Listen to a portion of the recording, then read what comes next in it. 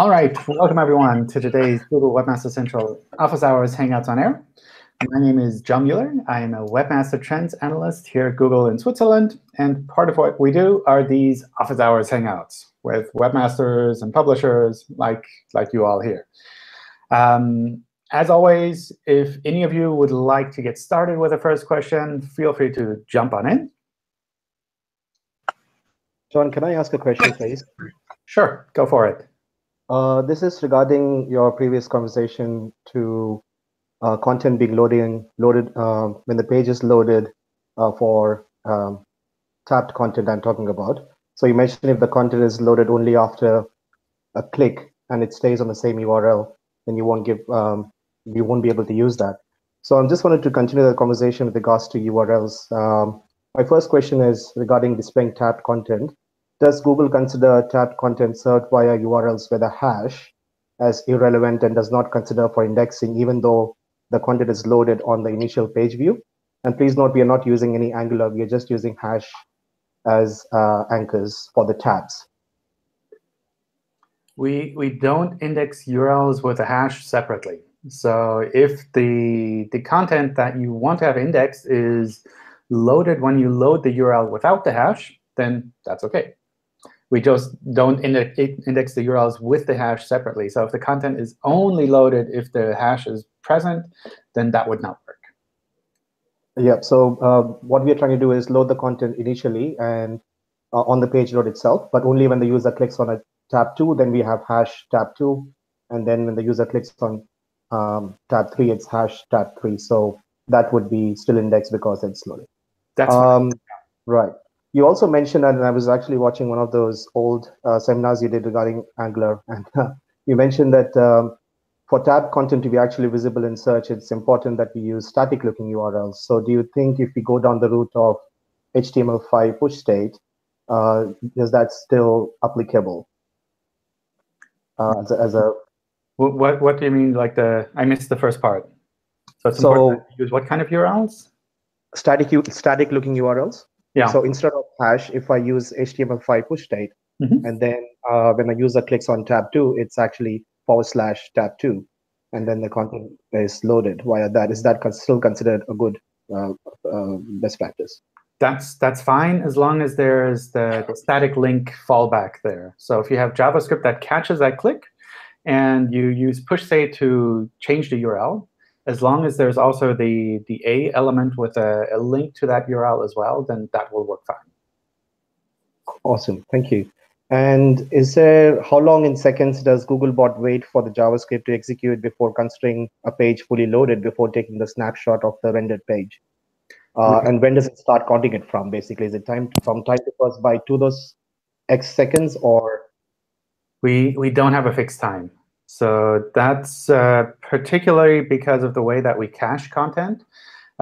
Since we don't need to fetch everything all the time, the time that it takes to render a page on our side is very different from the time that it would take in a browser. So it's not that there's any kind of fixed time that you can rely on there. OK. Thank you. Thank you so much. Really appreciate it. Sure. Hey, John, just wanted to see if you had any guidance on what to look for this issue that kind of popped up. We had a topic where a bunch of our visitors have been asking for information about a topic. So last week, we created a page centered around answering those questions. On Friday, when we finished it, we launched it, submitted it through Search Console. Almost immediately for a search for the long tail term on that topic, we showed up number 12 in the rankings, which was good and OK. Everything's great. And then Saturday comes, and the page basically disappeared from the index to where we can't even find it anymore. And another page on our site, our index page, which isn't really at all related to that topic, comes up in a couple hundreds in the rankings. And we're trying to figure out what kind of problem this could indicate, or where we should even look, just based on the fact that the page was purely informational, not anything that would violate any kind of policies. So just wanted to get your thoughts on that. That can be completely normal. So the tricky part there is when we find new content On a new site or an existing site, we kind of have to estimate where we think we should show it, where it's relevant. And sometimes we estimate fairly high, and over time that kind of settles down. So it could be that it settles down in a similar position. It could be that it just fluctuates for a while and then settles down in a similar position, and maybe it'll settle down ranking higher, maybe settle down ranking a bit lower. So especially with completely new content, the rankings that you see there, I would expect would fluctuate quite a bit. Maybe, I don't know, I'm just making up a number, a week or two until things kind of settle down into a state where we'd say this is the normal ranking that we think is appropriate. So like basically completely disappearing would not be out of the ordinary for the short term, or? That can happen, yeah. I mean, it's kind of extreme, I guess, but it can definitely happen that we index something, that we rank it fairly high, that for a couple of days it disappears completely, and then it pops back in, maybe at the same position, maybe slightly different position. OK, thank you. Hi, John, I have a question. All right, go for it. So thanks for sending out. I guess what's going out right now with the mobile first indexing is that second batch you kind of referenced, that Brighton SEO, maybe. Nothing special, yeah. It seems like a lot of people who said they got these notifications from Google Search Console are saying specifically that those are for websites that either are kind of like not their primary websites or they're like desktop only. It's not what they expected to see in terms of the first sites to be moved over. I guess maybe maybe correct me if I'm wrong. My understanding is maybe desktop-only websites are being moved over first because there's no alternative. There's no problem with them having two different versions and so forth, and making sure the links are equal between the two different sites and so forth. Is that all correct, or? Well, desktop only is essentially a kind of a unique form of responsive design, right? It's like the same design on mobile and on desktop. So I could certainly see our algorithm saying, well, nothing breaks when we switch the site over to mobile first indexing, so might as well do it. So it's not that we're specifically looking for sites that aren't mobile friendly. It's really just that this is probably one of the safe bets to start with.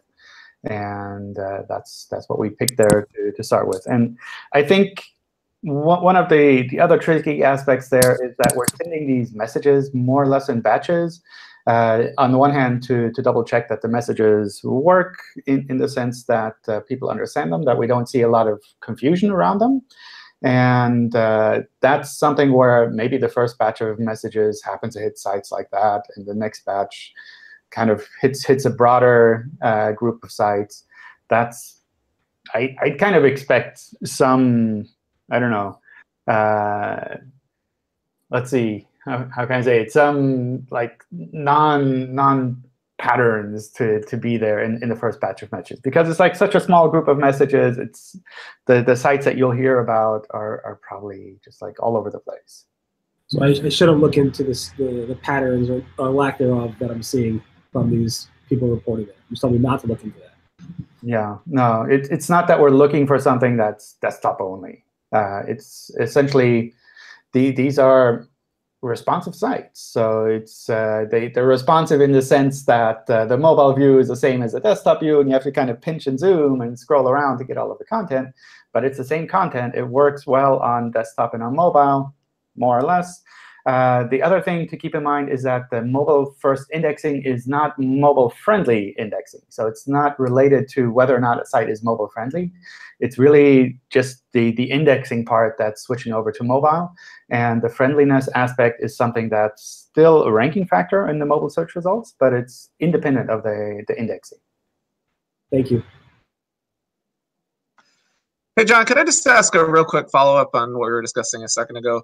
Sure. I just want to know, is there any possibility that the fact that that topic has about 4 sentences and an H2 on the index page about it, that the algorithm might see that as the page to display for that result and is therefore ignoring the new page? Not necessarily. So that's From my point of view, the content itself is something that's more secondary. It's mostly kind of a technical matter of understanding how we should index and where it would be relevant, that page. So it's like if you have a lot of images on there or not, that's almost secondary. It's kind of our algorithms are unsure at first how we should be showing this. We'll pick some place to start with, see how that goes, and it'll settle down over time. Okay, thanks. John, I have a question. Sure. So, you know, this is extremely embarrassing for me, but I'm going to have to air it. So about the algorithm, you know, the 13th, 14th, 15th of April, we're doing our standard 200 to 300,000 uniques a day. Today, I'm lucky if I get 60,000. Nothing has changed on the site. We're the only people who fact check entertainment reporting. We're the only people who have the claim review markup so that it says fact check article. We've in fact improved the site while working with the fact check support team. Everything is completely transparent on our site, while other sites hide behind unnamed sources. We list our sources. There, you know, so arguably our site has gotten better, and our page rank, which used to be outstanding, is horrible. You had to have a hard time to find our stories, particularly on mobile. And, you know, we went from building this very sustainable, I wouldn't say big, but sustainable company to, frankly, and I'm saying this publicly, to being on the verge of shutting down, because it's not, you know, it's not possible to do this anymore, and entertainment reporting will become the Wild West. The people making up the stories are going to win. There's nothing that we can do, even though we've done everything we can to improve the site over the years. I don't have anything specific with regards to those dates and the algorithm changes. But I can double check with the team here to see if there's anything specific that we can let you know about, to kind of make it easier to figure out if there's something on your side that needs to change, or that our algorithms are looking for differently, or if there's something on our side perhaps that we can improve there. So I think I still have your site in memory, the Gossip Cop, right? Correct. Thank you. Yeah. So I'll double check with the team on that. I really, really appreciate that. Thank you. Hi, John. I have a question. All right, go for it. It's just a short question regarding meta descriptions. My understanding was the best practice in previous years was to limit the character limit of the meta descriptions to 155 characters. But I was reading some articles that at the start of this year, that a lot of the snippets were up to 300 plus characters in length. So I was just curious what the best practice is right now regarding meta description length.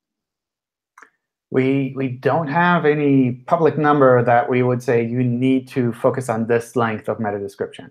So this is something that can change over time, and that probably will change across different devices like mobile and desktop. So that's something where what I would recommend doing is looking at the search results that you're seeing, with like looking at the top queries in Search Analytics, and seeing if you're happy with the snippets that you're showing there. And if not, then I would update those. So it's not that we're looking at a specific length. Sometimes we'll show a bit more. Sometimes we'll show a little bit less. But it's really trying to match the snippet to the query to help the user understand what this page is kind of about. Awesome. Thanks, John. Can I jump in with my question? Sure, go for it. So it's a little more complex, I think, than the other questions. It's regarding pagination. I'm working on a site right now with a lot of data, and very varied data. You can think of it structured, the best way I like to think of it is in terms of kind of like a football team or whatnot. You have the team as an entity, and then you'll have the players as, let's say, the sub-entities. And so the way it works is you'll have a page for the team with all the sub-entities listed under, and then these pages can go from being only a few pages. So 3, 4, 5 pages. Or in certain instances, because I have a high degree of variability in the data, you can have at times where for the entity you could have hundreds of pages. So I'm using simple pagination in the sense of rel next and not rel next, but next and previous buttons. But in the case where I have many pages, that's insufficient because it will take the user, many clicks to get to where he wants to go. So I've added also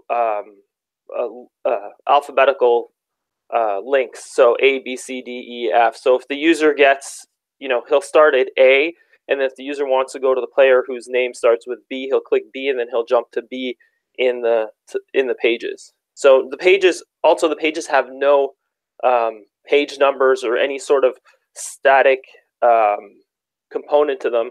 The pages are completely dynamic in that you'll land on the page and it will display say about 40 sub entities on the page.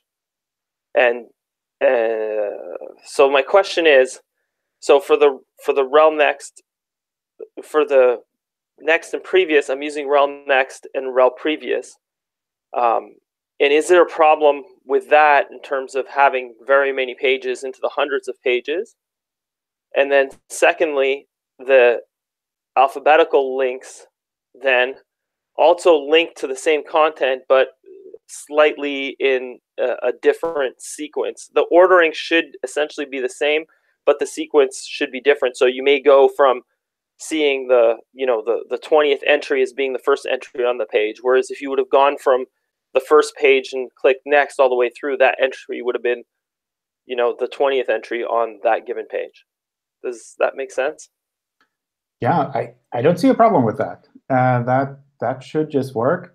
So the one thing I would kind of watch out for is to see what are you displaying on those pages.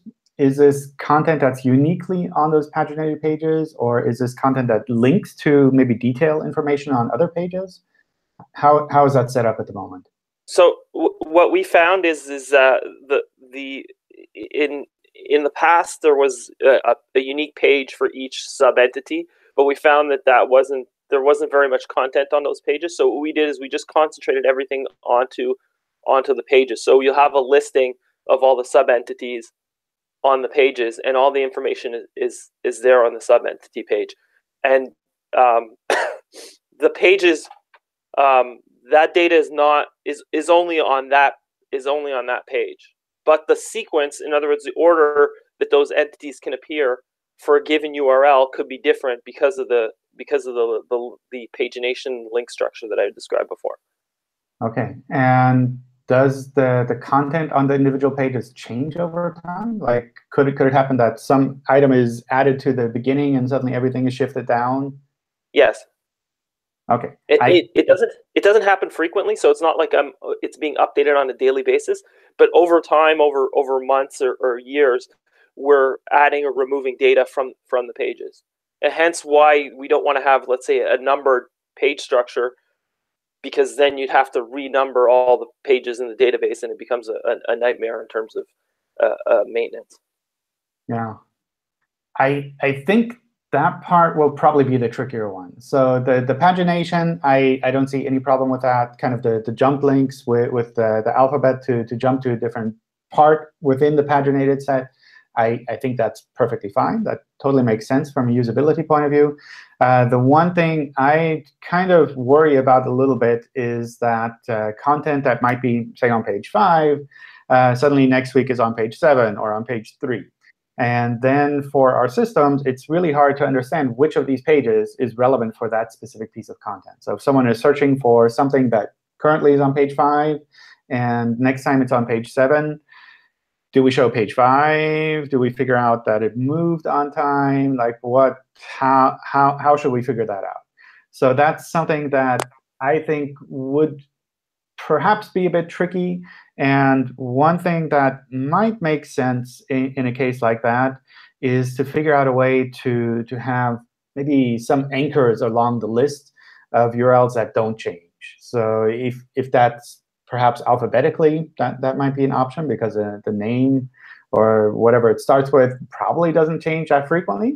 So that might be an option to kind of anchor it by alphabet, or anchor it by some other attribute that you have in there. For example, on blogs, on archive pages, it's frequently anchored by month, for example. So Right. something to make it easier for us to understand this page is really about this topic, and it stays about this topic. It doesn't like shift around, that this page is suddenly around about something else and a different page is relevant for that topic, but rather like we really have something stable to refer to for that specific topic. Okay. That Okay. probably makes it tricky to implement, but I think having something where you have more stable URL structure ultimately helps a lot when it comes to search. Okay. Just a question. I mean, in my mind, logically, it would the simplest to understand for Google, and I guess for users, would be to have a single page for each entity, and then the list pages would just link to those, and those would then become secondary. But in the past, we've kind of had the impression that going that route seemed to be less not as beneficial as the other way. So it's kind of, you know, I mean, logically for us, it would make more sense to go with the single entity way, but it doesn't seem to be the best in terms of how do you square that? I think that's something you probably have to look at for your site specifically. So sometimes it does make sense to group things, to put them together. Sometimes it makes sense to split them out into single entities. It kind of depends on the amount of information that you have, what kind of content it is, how it changes over time. It's really hard to say. But if you found from a usability point of view that it doesn't make that much sense to have individual pages, then I would find some other kind of grouping that you can do to make it easier to kind of have a stable URL for this content. Okay. All right. Thank you. Sure. Hi, John. This is Pat. Hi. I have a question specifically about one of the Google Webmaster guidelines concerning the mobile first index. And the guideline is make sure your site's important content visible by default. I always understood this as if there is a page about dogs and cats, but dog was the visible content and the cat content was behind a tab, Google would consider that page about a dog. Now, in mobile first indexing, the navigational anchor text is all hidden behind a hamburger icon in most scenarios. And what I was wondering is, how is Google dealing with the fact that navigation and navigational anchor text is hidden behind other content?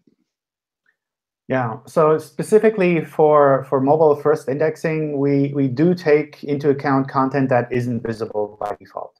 So essentially in that scenario where you have dog and cat information and one is maybe behind a tab and is only visible when you click on that tab, then we would still count that page as being about dogs and cats, even if it's not visible by default. And the same applies to all of these menus that you have on mobile, which are kind of behind the drop-down or behind the hamburger menu.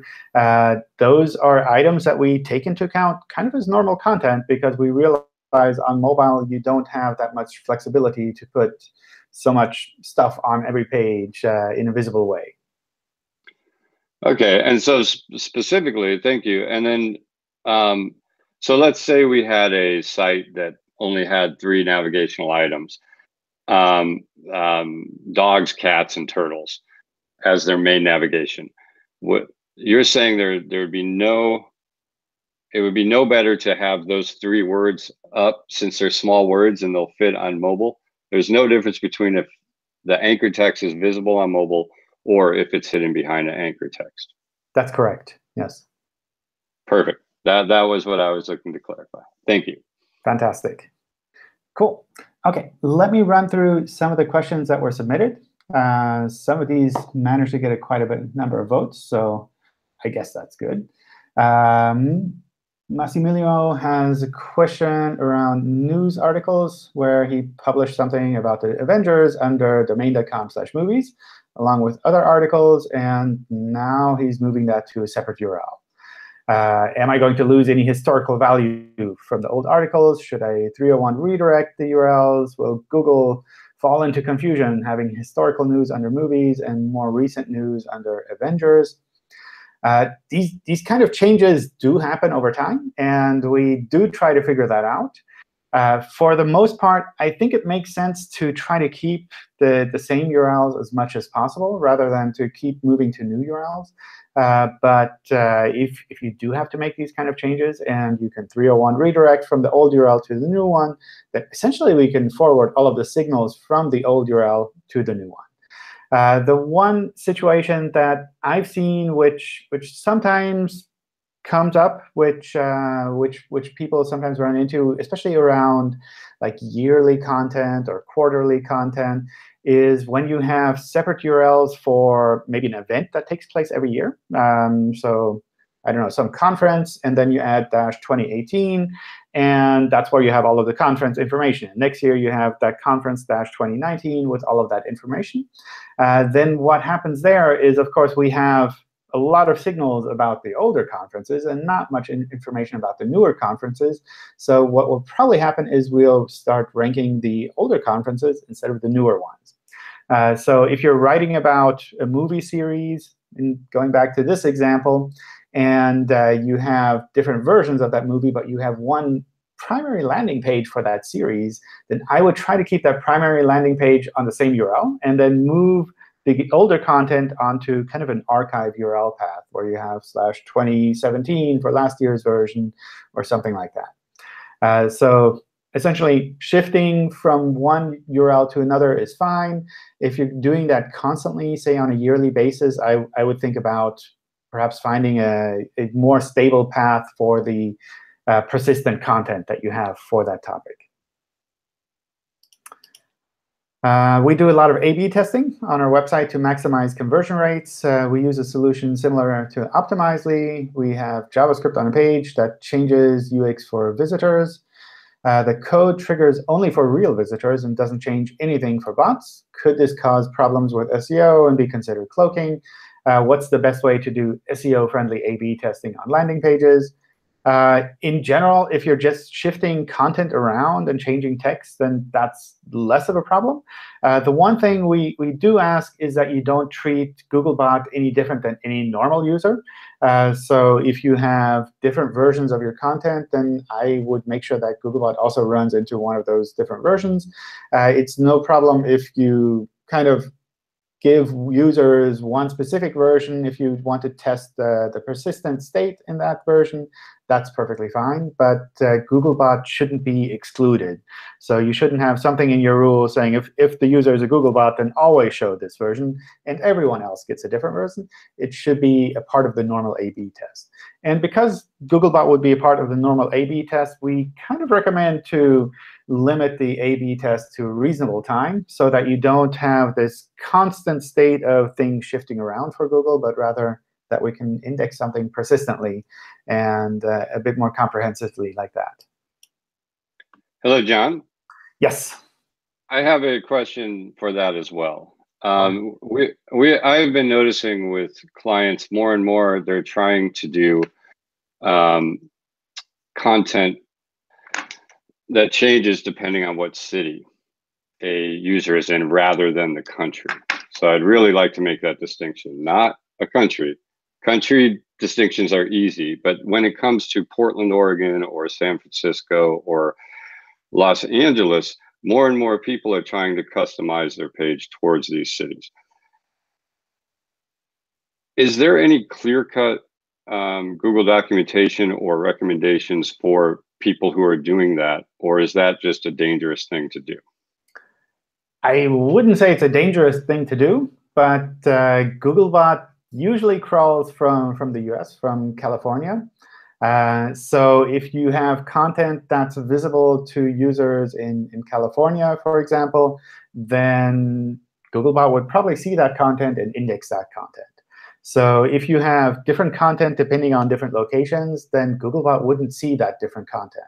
So my recommendation there is generally to find a way to balance kind of the general content on a page with the more personalized kind of city-targeted content on a page, so that Googlebot is able to index some general content for that page as well. So if you have, for example, events, then instead of having your homepage be indexed only about events for California, you kind of have this general events content that we can index as well, and the California content, where, of course, if a user from a different city goes there, they see the general content and their local content. But that general content still kind of stays the same. And that makes it a little bit easier for us to kind of understand what this page is really about, that it's not purely about events for California, but rather about events in general. And there's a bunch of California stuff here, too. And usually what happens there is that you link off to like city-specific content from there, where you have something like more events in San Francisco, more events in Portland. And because of those links to separate pages that are unique for those locations, we can index those unique location pages separately and say, oh, you're looking for events in Portland. Here's our events in Portland page. Right. And the to continue this, and I apologize, but we have, let's say there's a, or let me tell you what I recommended, and I just want to see if that squares with you. I said if you're changing a page so much to where the actual intent of the page is changing, then the better path is to have a city page about that rather than try to personalize it, a home page or something. Yeah. Good advice? I think that makes sense. So if you're really changing the whole thing, then definitely I would switch that to kind of putting the personalized content into a separate place. But doing a mix is also fine, where you can say, well, I have this big chunk that stays the same, which is about my business, what I do, the type of things that we have on our website. And there's this personalized chunk as well that changes depending on the user's location. That's also fine. I think it's something you just kind of have to keep in mind, that we do crawl from California. So if you search for your homepage, it might be that we see a lot of California stuff on your homepage in the search results. So like you kind of have to balance having unique content for maybe California on a separate page where we really know this is about California, so that we don't send all users to the homepage when they're looking for something in California. Understood. Thank you. Fantastic. All right. So another question here. I work on a website, and around 80% of the product range would be considered non-family safe. The other 20% is considered safe. But anywhere on the site, you're one click away from the non-family safe content. So this is a brand that you would expect to see for safe terms, but they're nowhere to be seen. My theory is that this is due to the overall non-family safe nature of the website. How does that sound? Yeah, I could imagine that something like that is happening, where maybe our safe search algorithms are going, well, overall, this website is non-family safe, so therefore we need to be a bit more cautious with how we show it in the search results. So the general recommendation that we have in situations like this is to make it as clear as possible to separate the family-safe content from the non-family safe content, ideally on a URL basis, where we can say this URL pattern is unique to kind of family-safe content, and this URL pattern is unique to non-family safe content. So something, maybe a subdomain or a subdirectory at least, so that we can figure out this part is fine to show in search results for general users, and this part is a bit more tricky. And especially if you're linking between those two sections quite a bit, then that's something that also makes it a little bit trickier for our algorithms to figure out like how we should be treating this content. So that's one thing I'd kind of watch out for. And I can certainly imagine that our algorithms, especially when there's like this 80-20% mix that our algorithms have a hard time figuring out where we could show it in a family-safe way. Our page speed is incorporated into mobile, or once page speed is incorporated into mobile rankings, which page speed metric will be used? So we use a variety of metrics. I don't think there's one number that covers everything. So we use everything from kind of real-world metrics, similar to the Chrome usability report, to kind of calculated metrics that we have from various other tools to try to figure out where we should kind of put the site with regards to speed. So my recommendation there would also be to look at different tools and to think about where you have maybe low-hanging fruit on your web pages that you can improve and improve things in a significant way. Because depending on how you set up your website, how you create the content, how your server is hosted, some of these metrics might look really good, and some of them might look really bad. And a normal user, when they go to these page, they might have a mix where they have generally high speed or generally kind of lower speed, despite this kind of broad mix of individual metrics. So unfortunately, no specific metric to call out there. I mean, the question might be more about if somebody's accessing the desktop version from google.com on their desktop browser, are you looking at the desktop speed for that versus somebody accessing a Google mobile search or mobile website? Are you looking at the mobile page speed?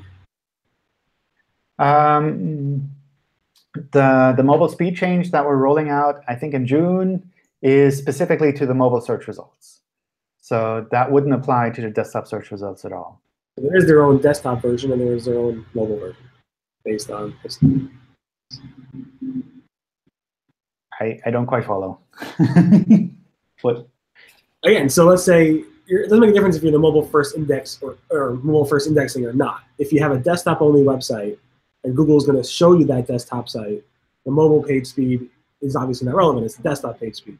But for example, let's say, I don't know, you have a responsive site, but the responsive site is faster on desktop than it is on mobile because there's, I don't know, less images, for example, on one versus the other.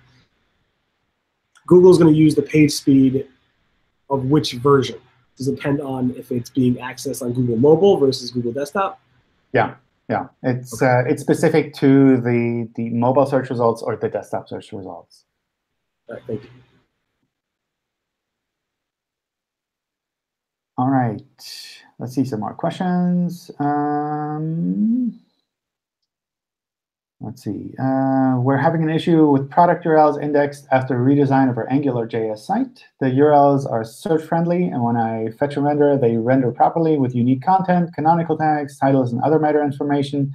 The body content is unique for each state and URL and corresponds with each product page. Requested multiple crawls and indexes, and the index report is under submitted but not selected as canonical. The classification states that the page is a duplicate and there's no canonical listed. So much information.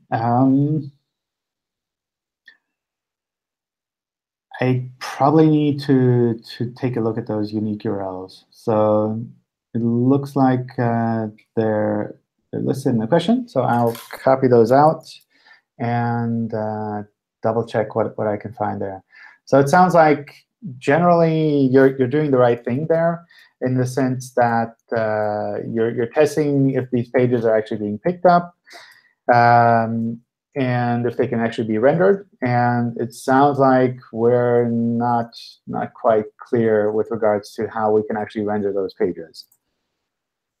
So I'll double check to see what might be happening there. What is more decisive for Google to understand? The site architecture, the URL path, number of clicks from the home page, breadcrumbs? Do you think it's a good idea to remove subfolders from product URLs to shorten the site depth?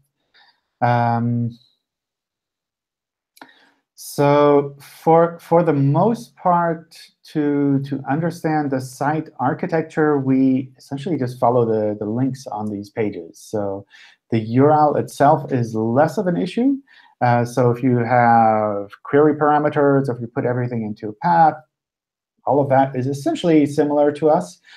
Query parameters allow you to use the URL parameter handling tool, which might be useful in the case of a really kind of bigger e-commerce site.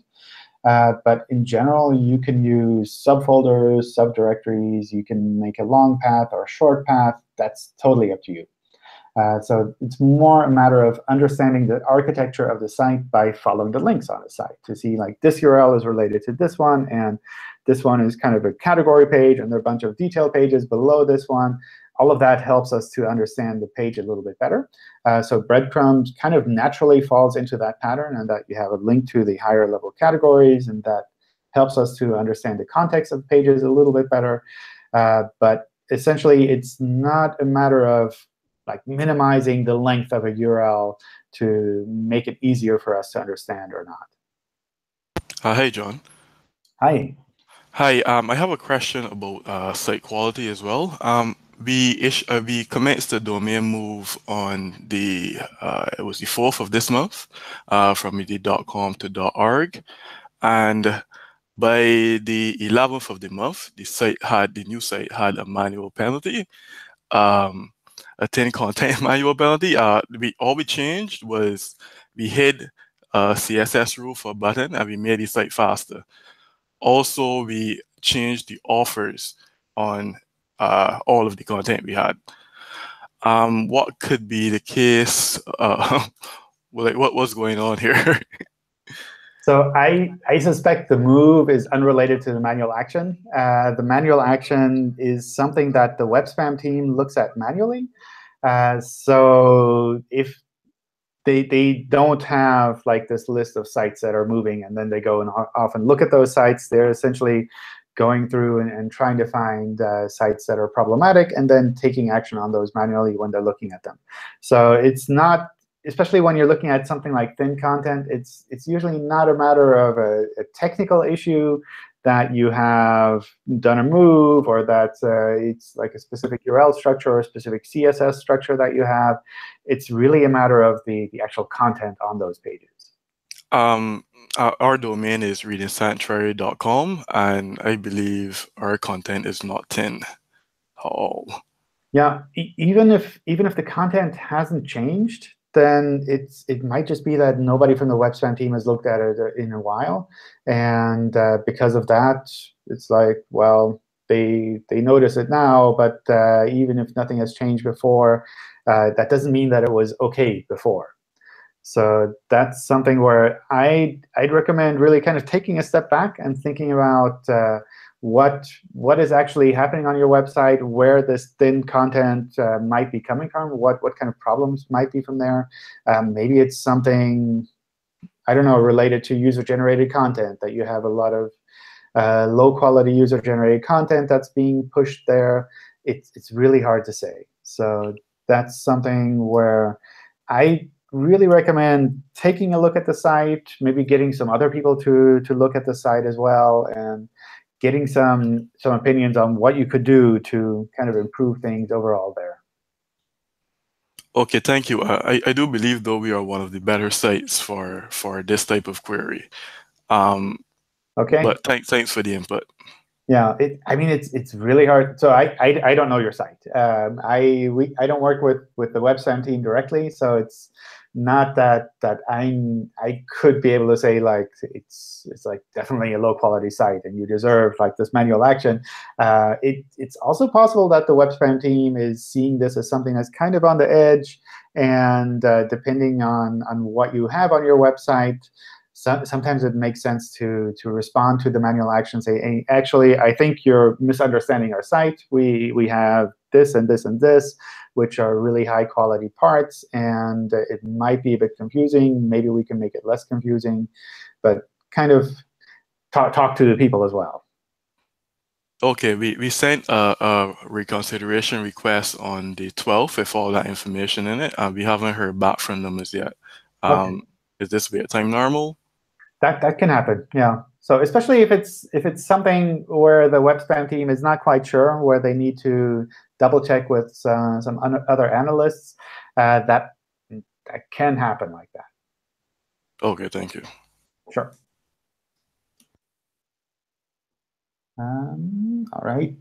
We saw some good gains from recent Google algorithm updates mid-March, and then it all went undone with decreases from the latest one on the 24th of April. Can you tell us about this? I thought the recent one was to reward sites who were unrewarded. So I don't have any specific information with regards to what happened on the 24th of April. We do make algorithm changes all the time, and we try to improve the relevancy of our content as we show them in the search results over time. So this is something where I do expect things to kind of change over time as well. And it's not necessarily with regards to individual sites where we can say, well, this is a bad website, we should show it less. Maybe it's just that we realize that users expect to see slightly different content for some of these queries. So that's something where I wouldn't focus so much on the individual algorithm updates, but rather think about your website and think about where it's relevant and what you can do to really make sure that it's seen as relevant as possible. Maybe getting some input from other people who are running similar websites or running other websites to kind of get their take on it as well. Because if you see that other people are a bit confused and not really sure, then maybe it's a sign that you need to take your website up to the next level. Can I jump in with? I have a similar. I had a similar type of experience within the same date range, except that in my case, during the last meeting, we kind of discussed it. The site I updated during what seemed to be the update of your update during mid-March. I did a full update of my site. Since then, if I look at the user metrics, as time on page and all these things, bounce rate, and everything has greatly improved with the new version. So everything, as far as I can tell, has gotten better. However, I've seen it as of mid-March. In mid-March, I had a big spike of traffic, and then my traffic's been cut by more than half, and it hasn't recovered yet. So my question really is how much of the drop in traffic is a result most likely of what was there previously, and can I expect that things are going to improve since I've improved the site, or am I seeing the result of the improved site and somehow being negatively impacted? Usually, so especially if you have a bigger website, then it takes quite a bit of time for the algorithms to adjust to bigger changes on the website. So that's something where I wouldn't expect to see fast changes. It's more a matter of maybe several months over which it takes for us to recrawl, reindex, reprocess the website to understand how it has changed, how we need to change how we show it in the search results. So if you made changes on one day and a week later you start seeing changes in the search results, and that was also a date that other people mentioned as kind of bigger changes that they were seeing, then probably that's not related to the changes that you made. Usually you'd really have this multi-month period of things kind of subtly changing over time rather than this one big change. So I should just leave things as they are right now, let it kind of settle out for a few weeks, or a few months, and then see what happens moving forward, and then start trying to address potential issues. Yeah, I'm always cautious about just saying you should just leave it for a couple of months, because that sounds like, oh, I'm never going to change anything again until it figures out where it wants to show my website. And you always need to be on top of things anyway. So there's always a certain amount of things that you'll be working on anyway. So I kind of shy away from saying I'm not going to touch anything until, I don't know, June or July. OK, thanks. Sure. Let's see. How can we break or delete an info : parameter in Google search like this, where URLs have been wrong 301 redirected from a subdomain to another language and country? The URLs are in 410 since a week and sent in a sitemap file. Seems like Google has memory. Issues. I don't know, especially what this long URL is. So let me just double check. Really hard to say what specifically you're looking at there. So when I click on that link in the search results, it shows something to me. So something seems to be working. But in general, when an info query shows a different URL, that can be completely normal. That's essentially just a sign of us saying, well, these are probably very similar or the same URLs or same content, and just available on multiple URLs. And showing one URL is the same as the other one because users get to essentially the same content. In this case, I'm not quite sure what you're asking specifically because of the like 410. Because when I click on that link, it shows a normal page, not an error page. So I'll copy that out and kind of double check what might be happening there when I get a moment time. All right. So next question here. We're looking at how to speed up our page load times. And one way is to load our mega menu through JavaScript that loads immediately after the page loads. My questions are, will Google detect and index the links in the mega menu? Will these links be immediately follow links or no follow links? How can I check that Google are seeing the links and whether they're treating them as follow and no follow? So if you're adding links to a page using JavaScript by inserting like the link elements, so A elements into a page with normal href attributes pointing at individual URLs, then we treat those as normal followed links. So unless you're also adding a no-follow attribute with JavaScript, then those are normal followed links. And if you're adding those immediately after the page loads, then probably we can pick that up from rendering, and we can follow that as well. So for the most part, I don't see a problem with that. I double-check with the fetch and render tool to see if we can actually pick those up. One thing you might want to do just to double-check that it's actually working well is to have a special CSS version maybe on a test page so that you can actually see all of the content that you're adding there. The other thing you can do is use the rich results test in Search Console, or it's separate from Search Console, where you can look at the rendered source code. So you can enter your main URL in there, and then use this testing tool to look at the source code as we've rendered it, which should show the individual links as well, and will also show you if they're followed or no followed links. A specific question about my site and some peculiar search behavior. We discovered that Google was featuring some of our landing pages as video results in the search results, even though we don't have video markup on the page. So some examples here. We've since removed the video as being a video result, shortened our meta description, and removed any other markup that we had on the page. Why would Google pick up pages in this way? And now that the video is removed, is it just down to Googlebot to crawl the site and recognize that it's no longer there? What do we need to do? So in general, if a page has a video on it and we can recognize that there's a video on there, we might pick that up as a video landing page because it's essentially a page with a video on it. So that's something where theoretically that can happen like this. With regards to removing that, obviously removing the video is the first step. If the video is hosted on your site, you could also block the video from being crawled with the robots text. And submitting it with the fetch and render tool back to indexing is also a good way to kind of let us know about this significant change that you've made on this page. So that's essentially what I would recommend doing there. One thing to keep in mind is that video and image content generally doesn't change as quickly as normal web content.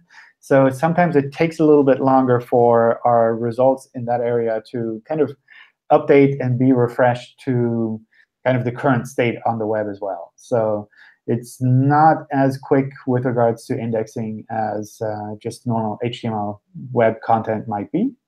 I expect that to change over time, but it's just kind of something to be aware of when you're looking at issues like this. Mega menus with regards to SEO, flat navigation or mega menus for PageRank. Essentially, you can use either or. I would focus on usability aspects over SEO aspects here. Sometimes there are clear usability wins that you have with one type of menu over the other type. Is there a certain schema that Google Assistant uses to form its answers for voice queries, or does it just learn on the quick answers in the search results? As far as I know, there's no specific markup with regards to Google Assistant in general. I don't know if that will change over time, but at least at the moment, we're not looking for some specific markup when it comes to kind of these quick answers in Google Assistant.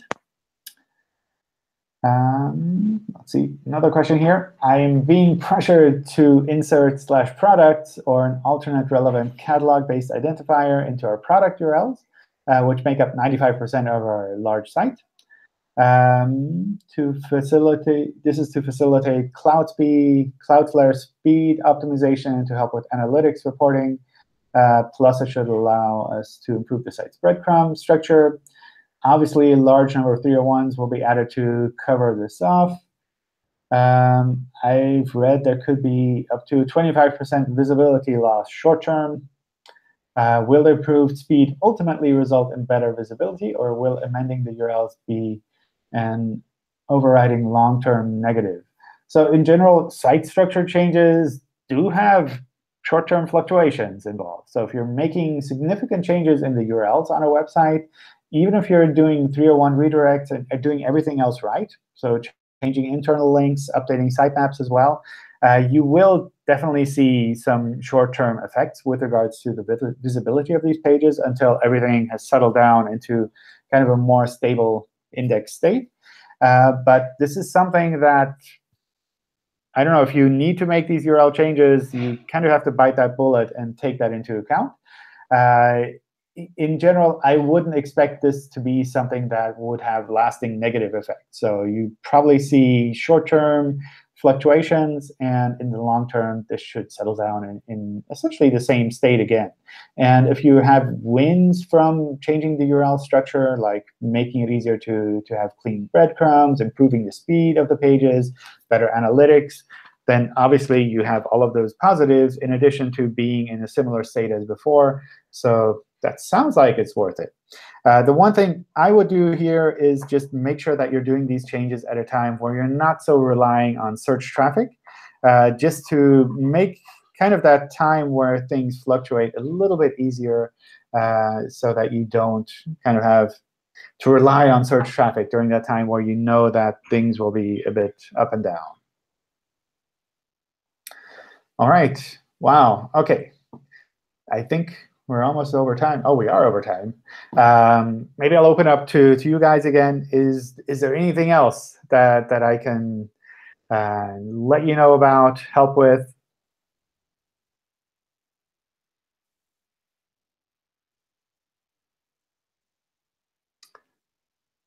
Oh my gosh, everyone is quiet. OK.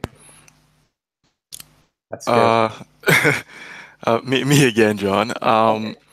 I've been talking to the guys in the chat about the same domain. I would appreciate it if you could maybe take a look at it at some point in time and let me know what's what. OK. Do you also have maybe a thread in the help forum? Yes, I do. Makes it a little bit easier. If you can just drop that link into the chat as well, then I can copy that out and take a look there later on as well. OK. Awesome. Thanks. Cool.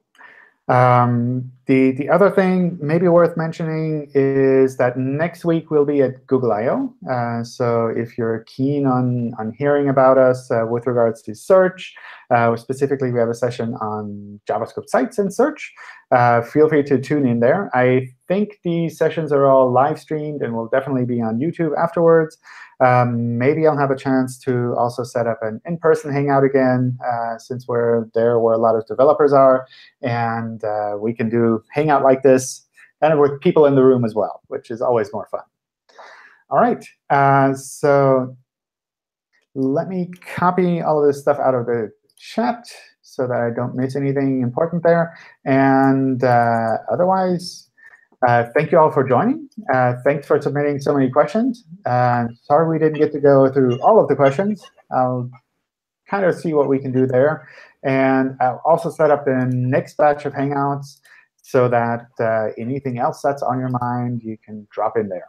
And in the meantime, of course, feel free to reach out to us on Twitter or contact us in the Webmaster Help Forum, where lots of friendly and helpful people are as well.